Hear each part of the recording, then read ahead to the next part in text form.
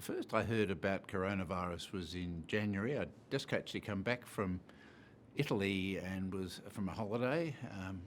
Look, good time to be in Italy then, not now.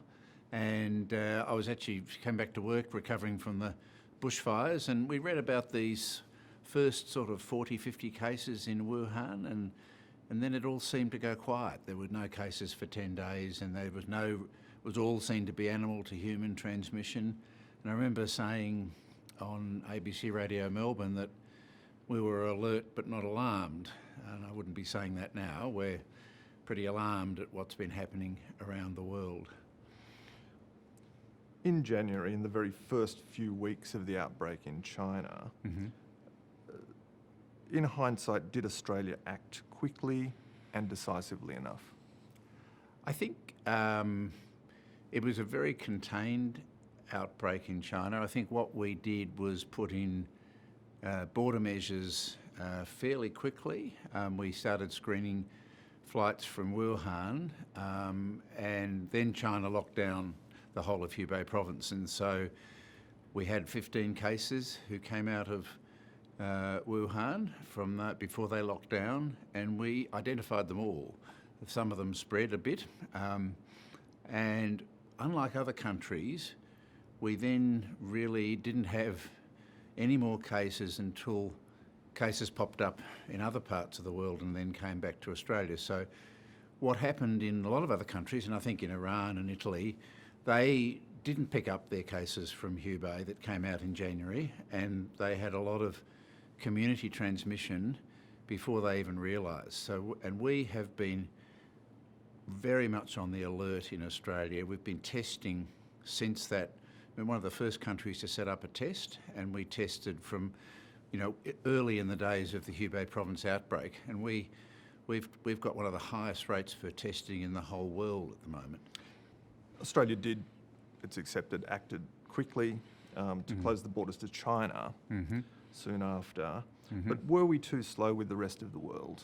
The border measures thing is a very debated area. The World Health Organization has never supported travel restrictions at all. We took the view, and we have not done them much in the past, we took the view that the risk of this was so high that we brought in travel restrictions more extensive than just about any country in the world. So we realised that Iran was a huge risk, that Italy was a risk, South Korea. And so I think they've got a stage, though, when you've got hundreds of countries with the virus and you can't effectively put in barriers other than to every foreign national, which we also did. And now we've just announced we're going to quarantine all of our own nationals coming back, because the challenge for us, unlike just about any other country, even though we now have 3,000 cases, still the majority of our cases are overseas travellers, returning overseas travellers. And that is very unusual. Most other countries at that level are growing from community transmission. On February 27, the Prime Minister announced gatherings of more than 500 people would be banned. At that time, he said he would still go to the football at that press conference. What were you thinking when you heard the Prime Minister say that? We had announced, we actually surprised the Premier and the Premiers and the Prime Minister by saying we wanted to move to that ban. We said, we gave them forewarning. We said it's not time now, but we want to start it early next week. And so we weren't saying the risk was high that weekend. We saw the risk was appearing over the course of the next week. So the medical advice was that we should start early, and we said Monday. We should give people a bit of a time to adapt. So I don't think that was an unreasonable thing to say.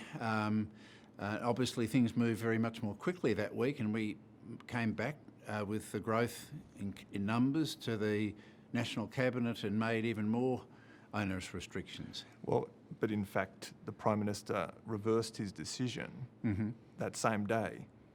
Well, that's a matter for him, but it's not for me to comment on the Prime Minister's decision making. But I don't think it was an unreasonable thing to still go to the football that weekend. We had not recommended people stop going to gatherings the weekend before that proposed Monday restriction.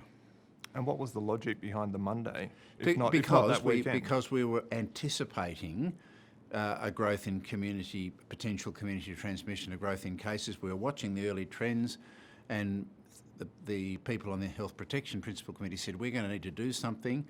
You don't want to do something same day.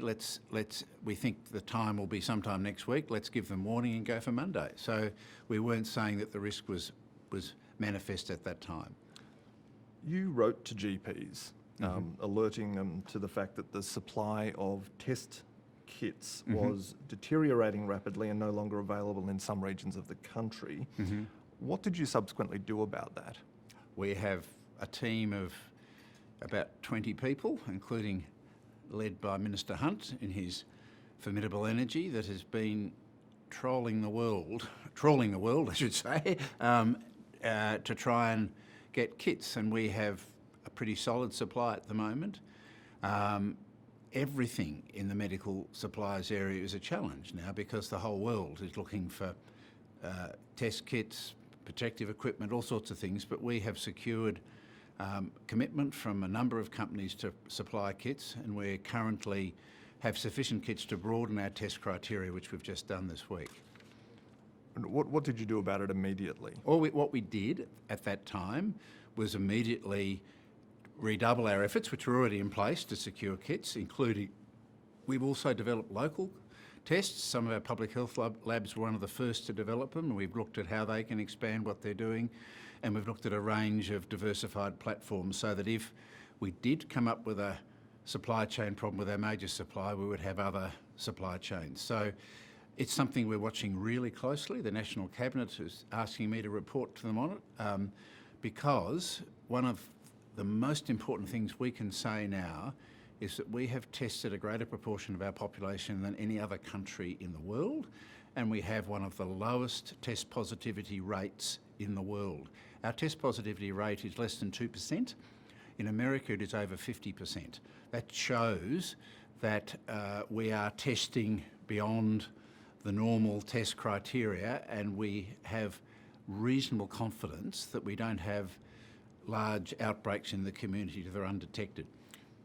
On that point, some experts are arguing, though, that we may have among the highest rates of testing in the world, but the problem is the restrictive criteria. What do you say to that? And we've broadened them. So but you hadn't for a long time. No, we hadn't, but we were also doing what we call sentinel testing. So for over one of the countries like Iran and Italy, the way they first found out they had this virus was when people started getting very severe pneumonia in hospitals. We've been for over a month testing every patient with pneumonia in a hospital, and we haven't found unexpected cases.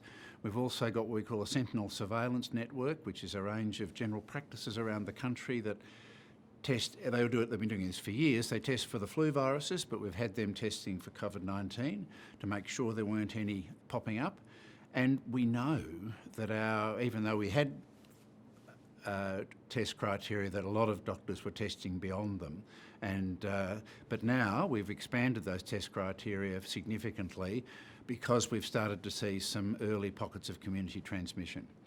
On the issue of shortages of tests in Australia, should you not have been better prepared given what was happening in China and elsewhere? Well, the tests, we bought them as they developed. This is not a test that was available, and we have been very much from the early days recognised as soon as we had a test available, we were seeking to get the reagents and all of the test materials. The test kit we've got now, the high throughput one, has only been available commercially for a few weeks, so it was pretty hard to go and try and find something that didn't exist. On schools, Dr. Murphy, why are you still advising the federal government that schools should remain open? This is a really, I know it's a contested issue.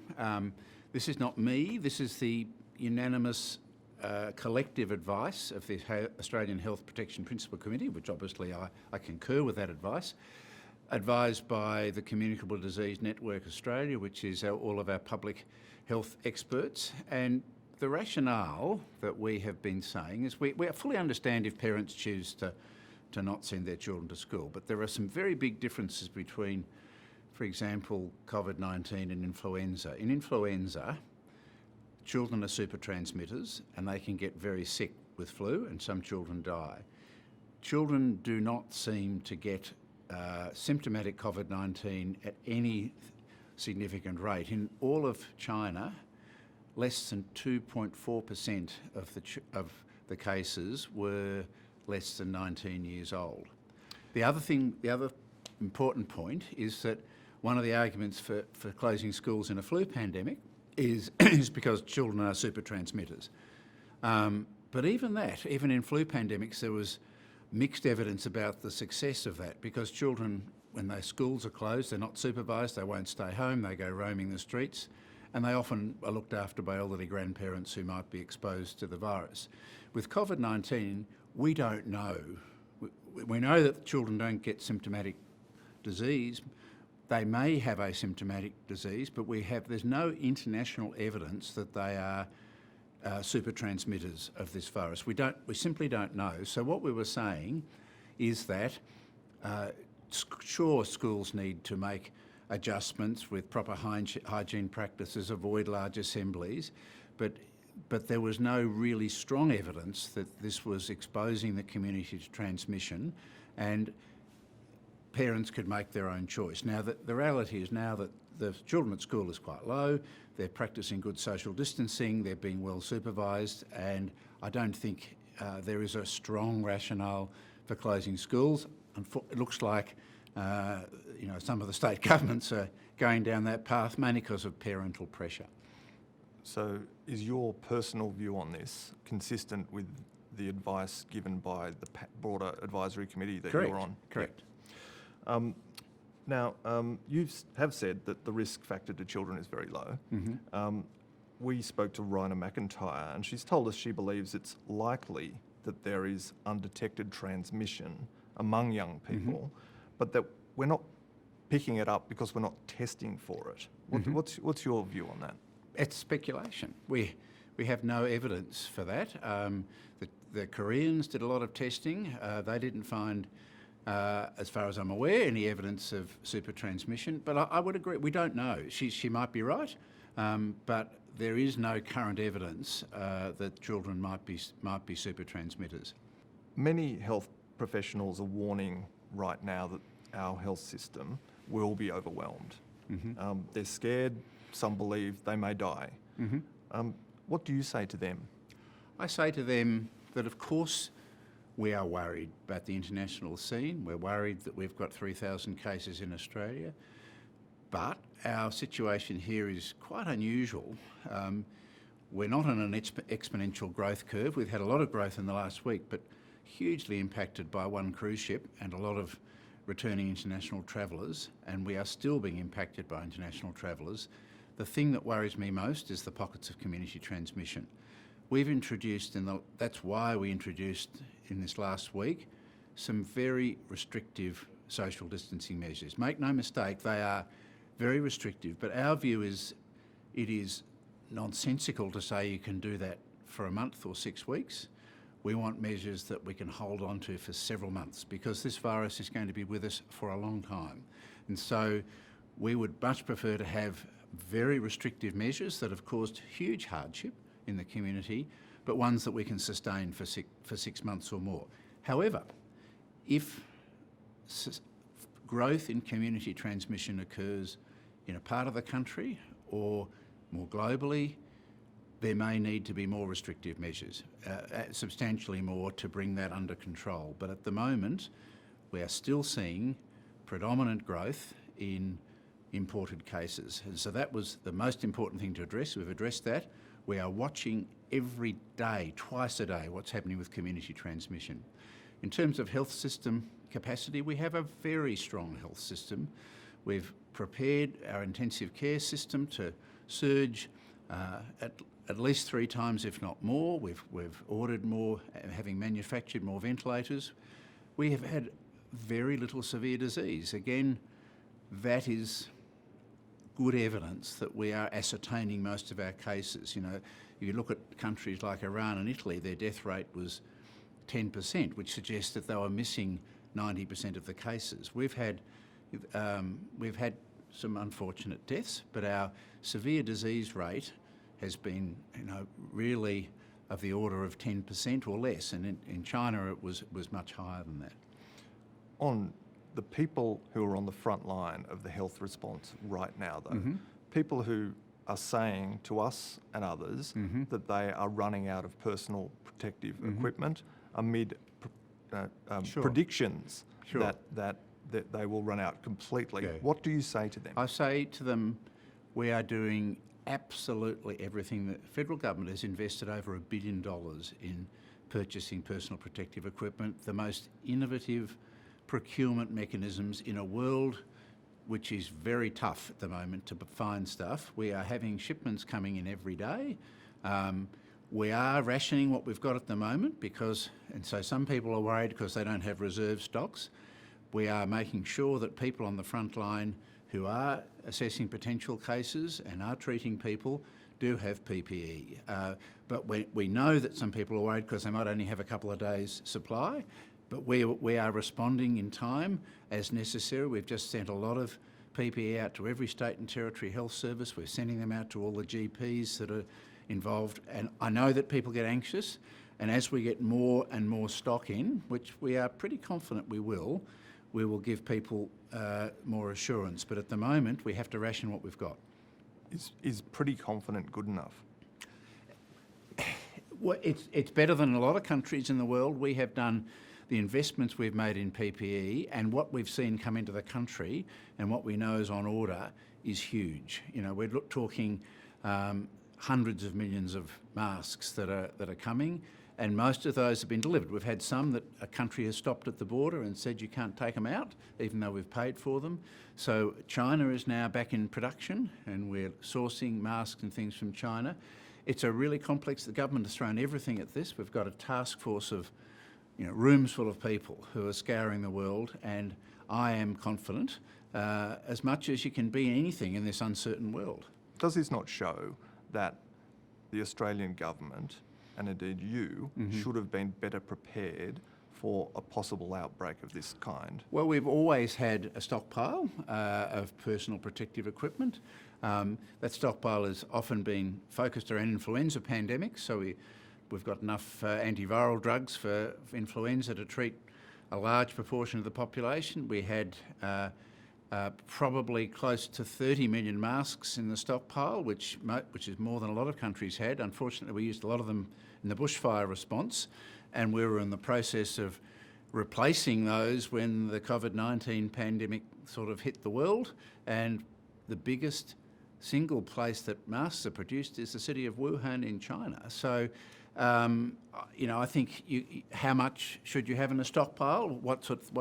Who could have predicted the global nature of this? So every country has a stockpile. We've had one. I think it was reasonable what we had.